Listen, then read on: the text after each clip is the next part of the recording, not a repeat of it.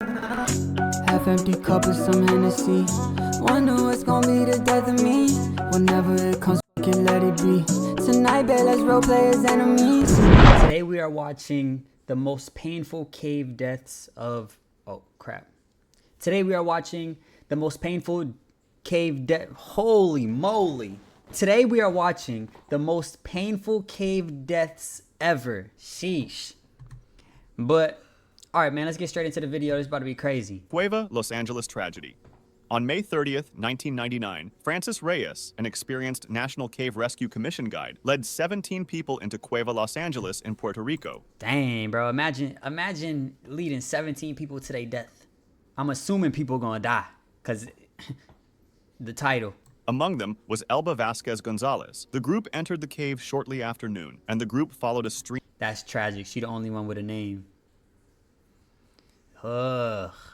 You already know she's done for. She's over with. Dang. Passage that initially seemed safe. As they went deeper, Reyes noticed the stream's flow got stronger. The group didn't know that heavy rain had fallen in faraway mountains, sending water rushing through the cave. Feeling danger, Reyes decided to take the group toward higher ground. As the water level started to rise, the gentle stream became a dangerous current and panic set in. He told everyone to climb a steep rocky slope leading to an upper passage. Reyes and Vasquez were last. As they approached the slope, Vasquez had trouble keeping her balance on the slick ground and fell. The current swept her downstream right. Damn, what we were talking. How everybody get up top except for you? You feel me? All 17 people. Everybody make it except for you. It sounds like natural selection to me. I don't know. But I also feel very bad for her. You know, I don't know if she dies. Chances are she does. But let's see what happens.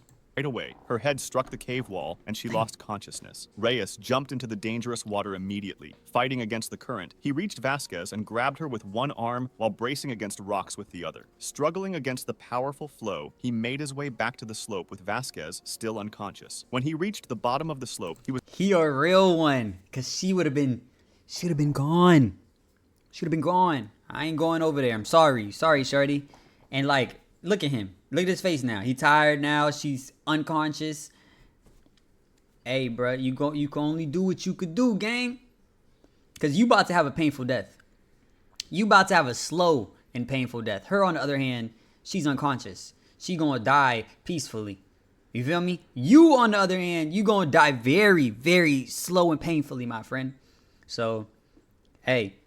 was almost too tired to move. Using his last bit of strength, he lifted Vasquez up, and the group pulled her to safety on dry ground above. As Reyes attempted to climb up himself, a huge wave surged through the passage. It struck him with tremendous force, breaking his grip on the rocks. Vasquez, now conscious, reached for him desperately. Their fingers briefly touched before the current pulled him beyond reach as he was swept away into the cave. The other guides led the group to a dry chamber higher in the cave, and they waited there together, making sense of what just happened while Vasquez sat apart from the group, crying. Rescuers arrived by dawn.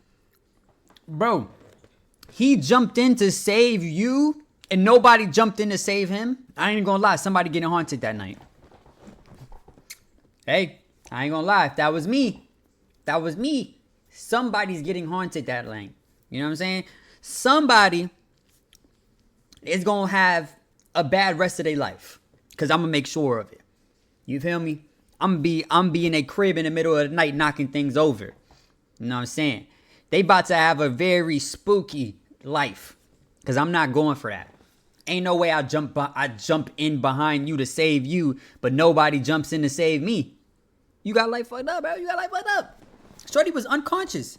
She would have drowned, but she would have drowned in a way where it's like, you feel me? She ain't going through no pain. Cause she hit her head. She was unconscious. Me, on the other hand, he died slow, bro. But struggled with the high water levels. Hours later, they reached the trapped group and rescued them. Despite her injuries, Vasquez insisted on walking out without assistance. Vasquez was taken to the hospital where she was found to be in good condition. But unfortunately, Reyes's body was recovered downstream later that day. Roaring River Cave. On October 14th, 2022, a team of cave divers came to explore the underwater passages of Roaring River Cave in Missouri. This cave was challenging to dive as its underwater passages went down steeply, requiring special diving skills and equipment. The team had... What's the purpose of stuff like this? Like, what do you gain from diving deep into some dangerous shit.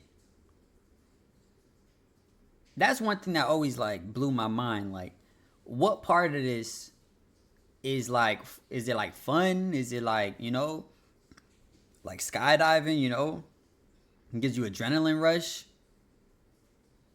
Because being 20 feet deep under, you know, 13 tons of rock in a little tiny crevice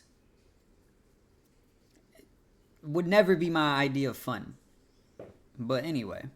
Specific jobs. 2 divers would go to the deepest parts of the cave. Eric Hahn, a 27-year-old diver, would work with another diver, which we'll call Marty, to place extra air tanks at 130 feet and 190 feet below the surface. These tanks would provide emergency air if needed. Hahn used a special breathing device called a rebreather. This equipment... Now, stuff like that, I feel like it shouldn't only be in 2 places. Like, you need to throw them things everywhere. Everywhere.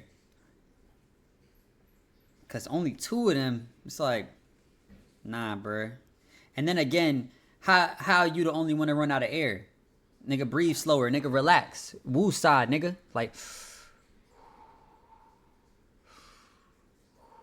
you got to slow down your breath, nigga. People don't be knowing how to do that. Me, on the other hand, matter of fact, this might be fun. I might be like a real professional at this. You know what I'm saying? Like, real deep cave diving, you know, little crevices, air tank. It might be a vibe, but then again, it's dark too. Nah. Equipment reuses breathing gas by removing carbon dioxide and adding oxygen as needed, allowing divers to stay underwater longer. At 11:12 a.m., Hahn entered the water and started following the guideline. As he went deeper, it got colder and darker, with only his dive lights showing the way. 12 minutes later, Hahn reached the 190-foot point. He briefly met with another diver who later said Hahn seemed fine with no signs of trouble. Just 1 minute later, though, something went wrong. Hahn suddenly crashed into his partner Marty and began swimming up quickly, which is dangerous at that depth. Marty knew this was an emergency and followed Hahn to help. Marty caught up when Hahn hit a rocky ceiling at 165 feet. Hahn was struggling with his breathing equipment. The situation got worse when Hahn pulled out his mouthpiece without closing it, letting water into his breathing system. These convulsions matched the signs. Ain't no way, bro. I wasn't scuba diving.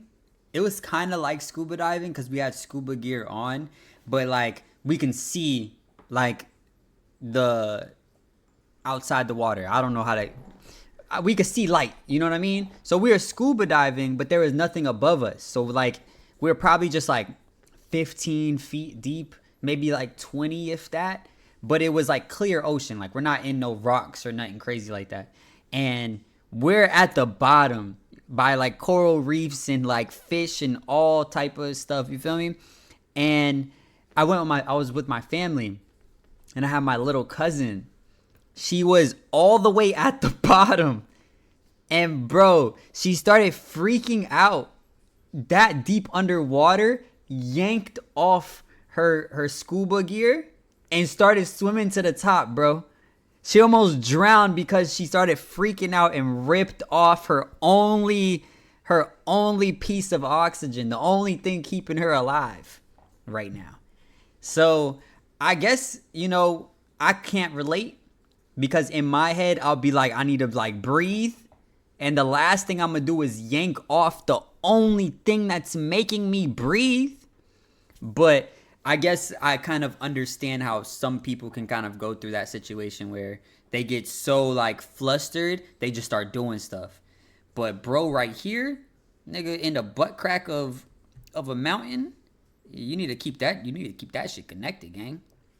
Signs of oxygen poisoning, which happens when a diver breathes too much oxygen at depth. Marty tried to hold Hahn while managing both the convulsing diver and the emergency mouthpiece, but they ended up sinking to the bottom at 204 feet. The water quickly became cloudy as their struggle stirred up silt from the cave. I wonder if like situations like this, because you have a mouthpiece on you, can you take your mouthpiece off, like bring them close to you and put your mouthpiece on them? Because if y'all go, you feel me? Like you keep switching off, like we could make it out of here. You feel me? If you, but then again, like bro's tweaking in the head right now. I guess that's the key. Bro can't even think right now. I didn't know you could OD on oxygen though. bro, start overdosing on oxygen. That's crazy. I know our oxygen is like only a certain percentage, and if we get too much oxygen, it's almost like getting high. But I guess it's not like getting high. I guess it's like whatever the fuck bro going through. So in situations like that, do you hold your breath longer?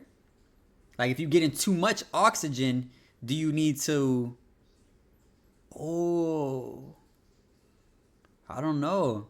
You get too much oxygen, you probably just need to hold your breath. So your body absorbs all the oxygen, turns into carbon dioxide, if that's how it works. And then you just hold your breath. And then now you want oxygen again. You start breathing again. You get more oxygen. You feel me? I might have just cracked the code, bruh. I might have just cracked the code or something. Or maybe I'm on to nothing. Maybe I'm not cooking. You feel me? Maybe I'm not cooking. But could be a good idea.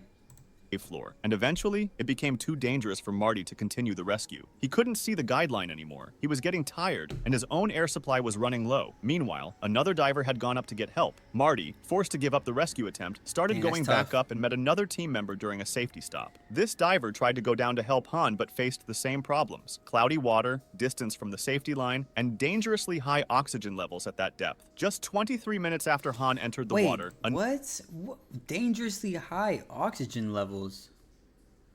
What does that even mean? Like, do you get more oxygen the lower you go? That would be like, I feel like a system error. Like, your stuff need to be put together in a way where you not ODing on the oxygen. But hey.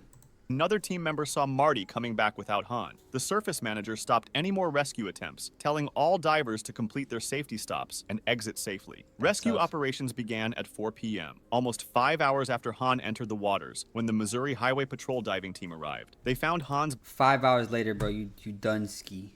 You done ski. And why did it take 5 hours for some rescue team to get there? You feel me? Like, that's like if I call 911, nigga, I need help. 911, come help me. They show up 5 hours later. Nigga, I'm dead. I'm dead. Y'all need to be locked in with it. Or at least y'all need to have some like professional people, like whenever people dive. You know what I mean? You need to have some rescue divers whenever you dive. Or bigger tanks of oxygen. Like they have oxygen tanks. You should have the double size. You feel me? Now you got a double-sized oxygen tank. Now you can swim for twice as long and go kind of save people and stuff. You know what I mean? But hey, or maybe they just need bigger tanks in general. If niggas running out of air, then it's like, bro, like we obviously the tanks ain't big enough. You know what I mean? Or ODing on oxygen. I don't know how. I still don't understand that. But body at about 200 feet deep. When examined, Han's main mouthpiece was open and out of his mouth. His backup mouthpiece instead was in his mouth with a small air leak. His tank still had air, showing he didn't run out of breathing gas. Cave diving experts found that Han seems to have miscalculated how deep he could safely go with his breathing gases. His main gas didn't have enough helium for diving at those depths, making him more likely to get nitrogen narcosis. Besides, Han had also been manually adding too much oxygen to his system at 190 feet. Even small additions of oxygen can quickly reach dangerous levels at depth, possibly causing the oxygen poisoning that was noted. Dudu Cave tragedy. On Feb... I'll be damned if I died in a cave called Dudu. I'm not gonna lie, I ain't dying in a Dudu cave. I'll be damned. Y'all got me fucked up. Y'all better wipe me from the motherfucking from the archives, my nigga, cause I ain't dying in no Dudu cave. Sorry. February 9th, 2019, two Italian divers, Carlo Basso and Carlo Barbieri, went to explore the famous El Dudu cave system.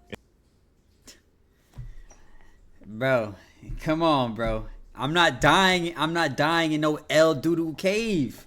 I'm not dying in the Dudu cave, bro. Sorry. Dang, gang.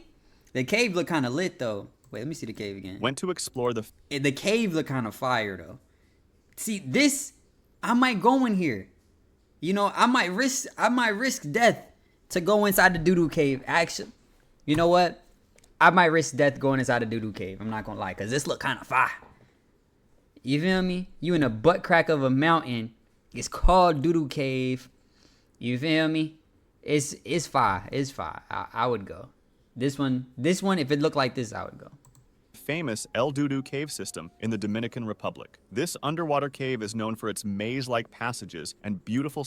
I ain't going no more. Maze-like passages. Thanks, but no thanks, gang. Appreciate you, but don't appreciate you, homie. That's not. I'm not the one for that. Scenery that attracts many divers. Neither Basso nor Barbieri had proper training for cave diving, as they only had regular open water diving experience. Yo, bro, what can you say? Y'all, both of y'all don't know how to cave dive, and y'all both go inside of a cave to dive. And mind you, it's maze-like passages. Nigga, what do you expect? Did you expect to survive that? If you don't have like a rope, like I would do it like I have like a tether at the top, and then like, you know, I'm dragging my tether, but as soon as my tether run out and I'm gripping that shit. You feel me? I'm super gripping that shit. You know, as soon as that runs out, I'm going back to the top. I'm out of here. You feel me?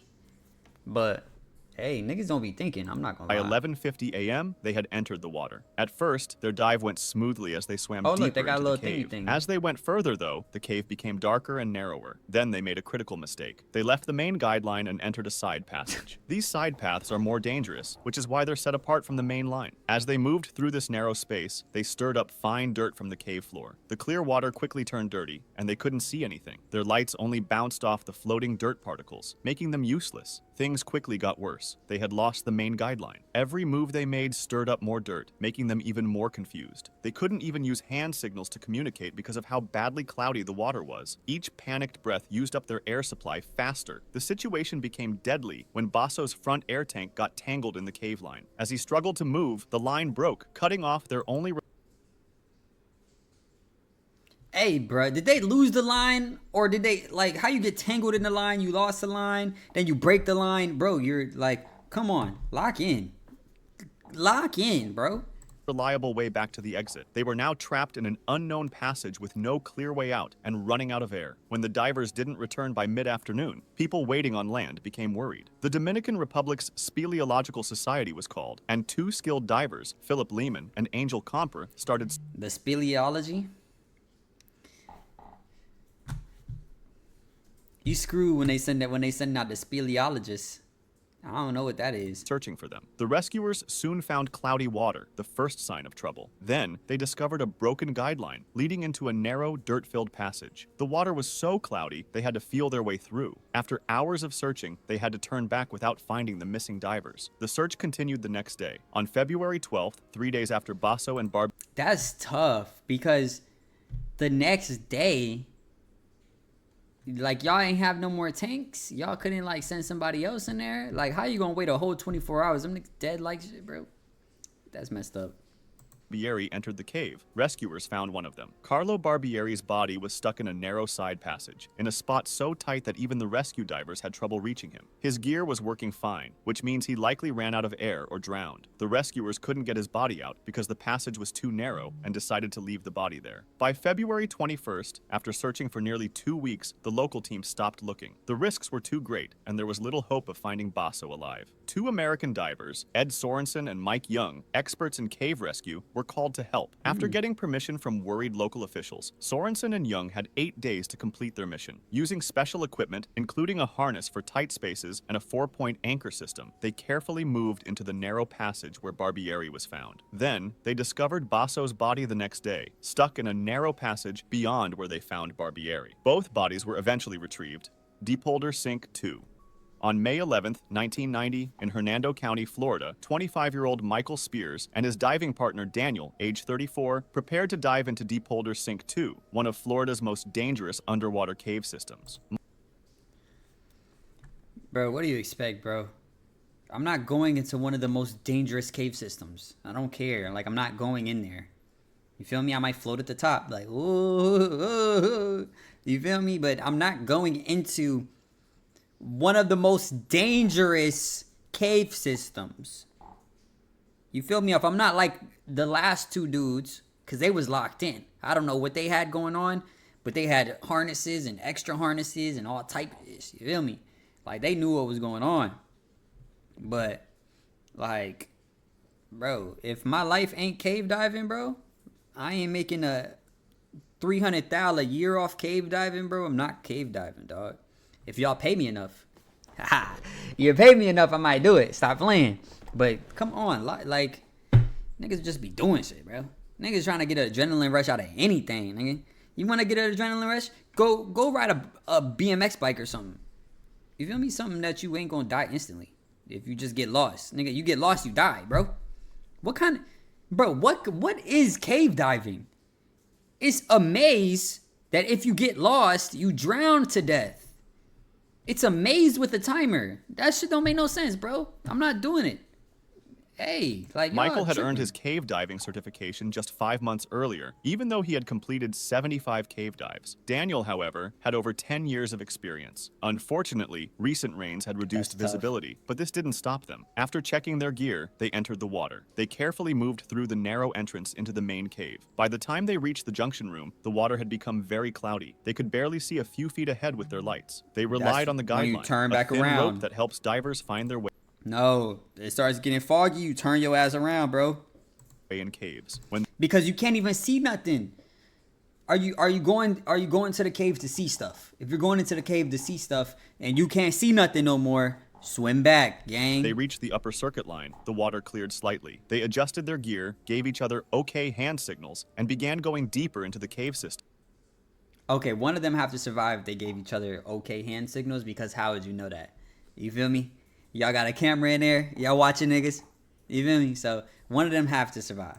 As they went past 200 feet deep, breathing became harder. The compressed air felt heavier in their lungs. At this depth, divers can get nitrogen narcosis, which is like being drunk underwater as it slows thinking and reactions. Halfway through their dive, Daniel noticed something wrong. Michael had drifted below the guideline. At first, it was just a few feet, but then he went down faster, as if being pulled. His movements became weird. They were already near 250 feet deep, approaching the same junction room as before, where they would have to go back through the muddy water. When they reached the junction room once again, visibility dropped to 0. Michael reached for the guideline twice and missed. Panic set in. Disoriented, he turned the wrong way, back into the cave instead of toward the exit. Daniel lost sight of him immediately. Michael was fighting for his life. He saw what he thought was a guideline and followed it, unknowingly swimming deeper into an isolated chamber called the downstream ballroom. The increasing depth made breathing harder as carbon dioxide built up in his blood. His vision darkened at the edges, and it was becoming clear that it was the beginning of a depth-induced blackout. When his buoyancy failed, he sank and lost consciousness before reaching the bottom. Meanwhile, Daniel completed his required safety stops to prevent decompression sickness, a process needed to let nitrogen safely exit the body. At his 30-foot stop, Daniel looked around for Michael but couldn't see him. By the time he reached the surface, other divers had arrived. They went back into the cave, following the guideline to the junction room, but couldn't find Michael. The next morning, a team of skilled cave divers began the rescue operation. They carefully followed the guideline to...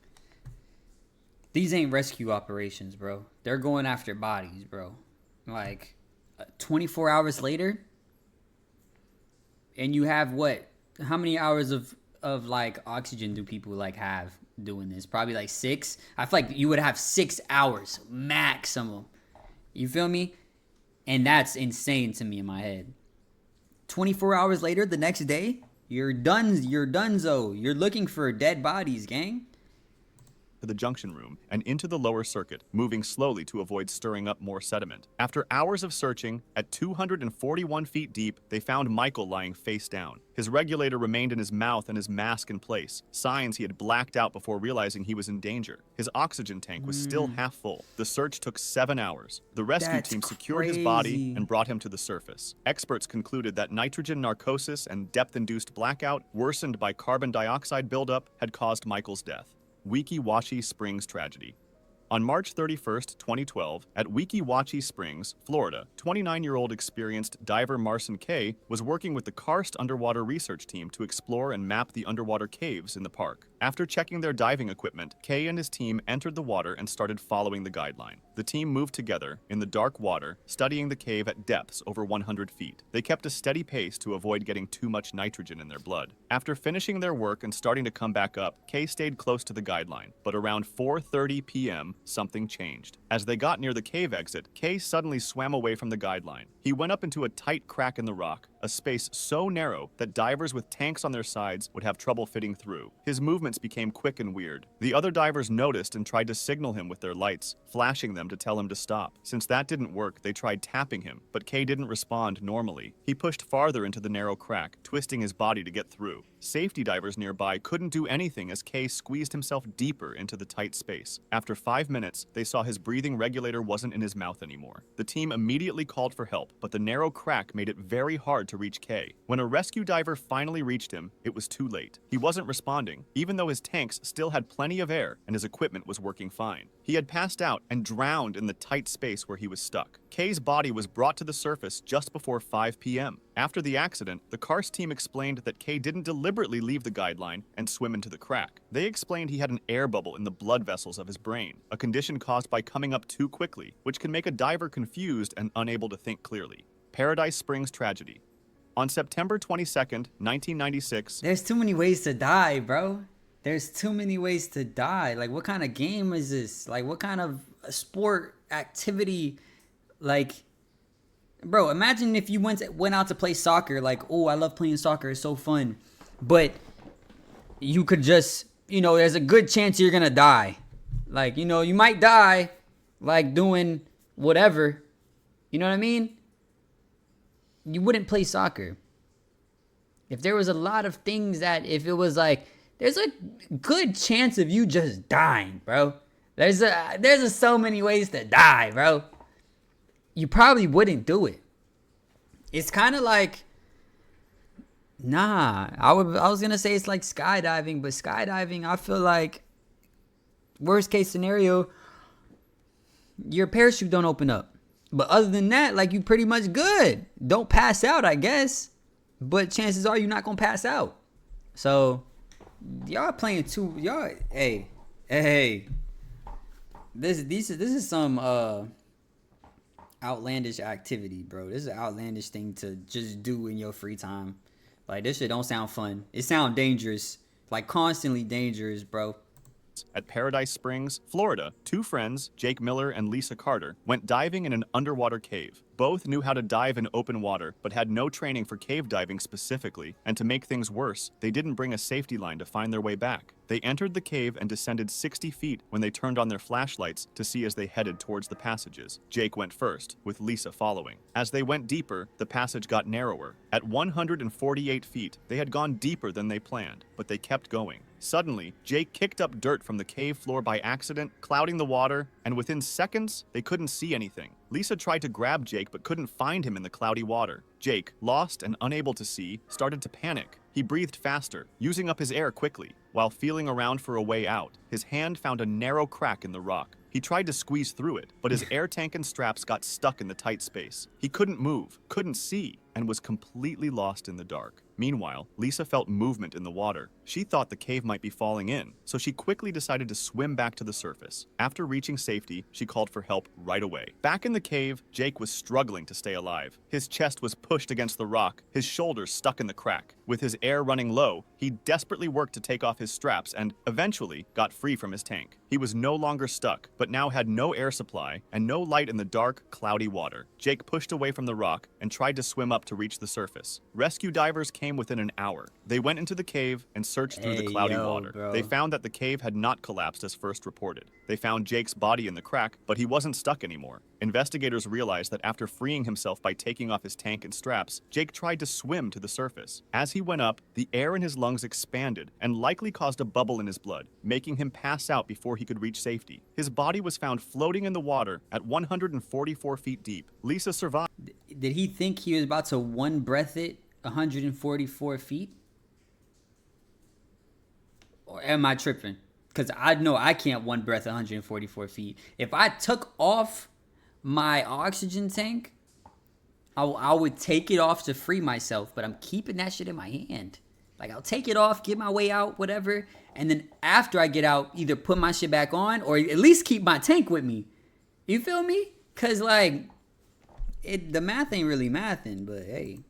And later admitted they hadn't taken the risks seriously enough. If you liked this video, subscribe for similar ones or join my Discord to suggest another. Hey, man.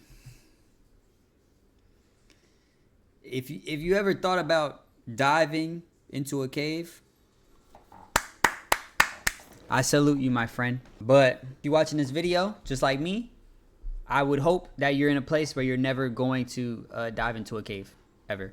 But thank you guys for watching. Make sure you like, comment, subscribe, all that other shit. And I love you. Peace.